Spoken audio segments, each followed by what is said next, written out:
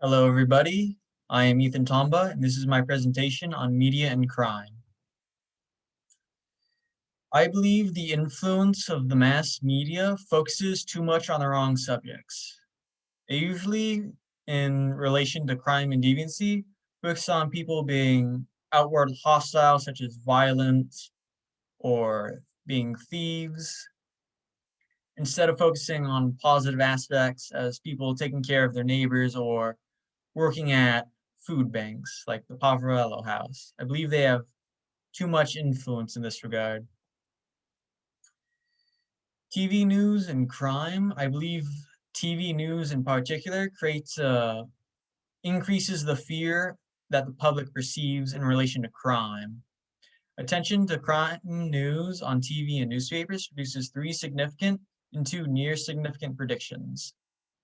The article by Gabin drew these predictions are whether people are more likely to be harmed by criminals, have their property harmed by criminals, or to know someone that's been harmed by criminals. And the near significant predictions are whether the politicians will be harder and whether other people will vote for these politicians that'll be harder on crime. I believe the media does a lot of fear mongering. That's why they have the term if it bleeds, it leads. If there's something like violence or property damage, it'll normally be on the news more than more positive things. Moreover, they found that exposure to TV news often overshadowed neighborhood crime rates in predicting fear of crime. Here's a small video showing news organizations and how they talk about the news.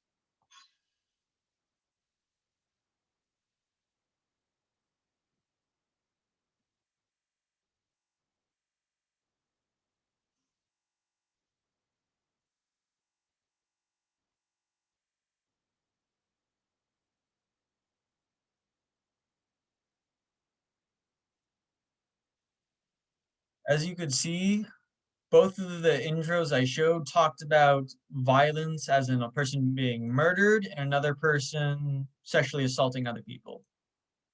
Half of the news coverages in this video have some violent story mixed in with them.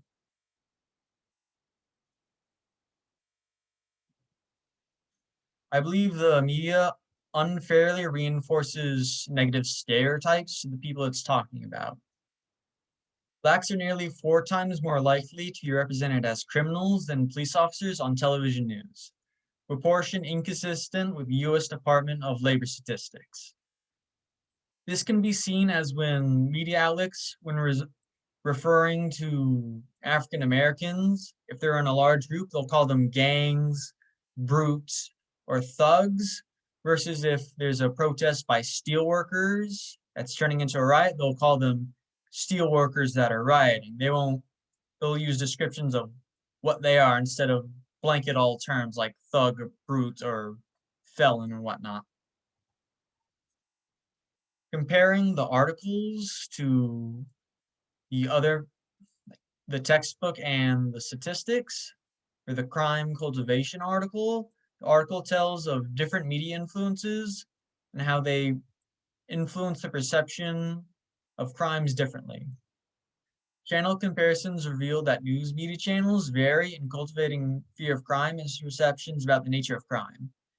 TV dramas such as Law and Order cultivate fears of corrupt police, corrupt politicians, and things of those natures. While TV news will often cultivate fears of property damage or being assaulted by a violent person. Additionally, however, the textbook portrays media as being a part of being a part of a whole that influences the perception. So Best refers to the media, government, experts, and activists as the iron quadrangle. So instead of a specific show, the textbook more portrays it as the media being part of the government that pushes the narrative that the police or politicians are corrupt, or you're likely to be attacked while walking down the street. The mental disorder and violence article, the article gives more of a psychologist viewpoint. The attacks by homicidal maniacs at large has traditionally created an anxious mentality in the general public. The empirical reality is that as a non-psychiatric populations, intimacy is the main key to prediction. This means you're not likely to be attacked by a random person with mental illness on the street any more than you're to be attacked by some random mentally sane person on the street.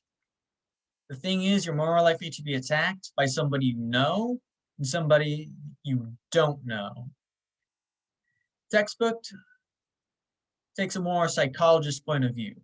Society is characterized by high levels of anonymity, alienation, individualism, insecurity, and competition are those places that have promoted both problems in the living to become called mental illnesses and the perceived need to be medicalized them. This means that the mentally ill is a blanket term used by the media based on what I've gathered from the textbook to say the nay-doers or people outside the norm are sick and not a part of what society would call sane. And the Bureau of Justice Statistics, BJS, does not have any information on those who are arrested if they have any mental disorders or not. Comparing the exposures of race article, the article goes into the biases of medias and the increase of these biases overall. Second, existing research indicates that overall news consumption may influence racial evaluations. This means the more media you consume, the more news you watch, the more likely you are to be radicalized and become more racist or harbor bad stereotypes. Though the BJS, there is no bias seen in arrests by the Santa Cruz Police Department. Though as seen in the Policing the Police film, not all arrests are reported properly. Here are the statistics for the Santa Cruz Police Department. I believe the media runs on conflict theory. They usually cause more racial tension and fear with their desire of fear-mongering, and if it bleeds, it leads. Additionally, the mass media usually doesn't talk about large scandals such as the GM recall.